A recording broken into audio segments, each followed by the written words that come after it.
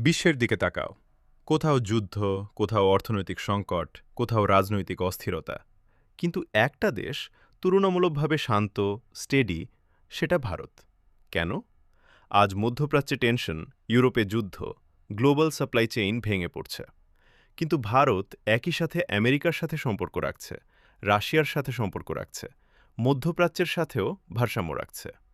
এই multi alignment policy ভারতকে করেছে ডিপ্লোম্যাটিক স্ট্রং। এখানে লিডারশিপ ফ্যাক্টরও আসে।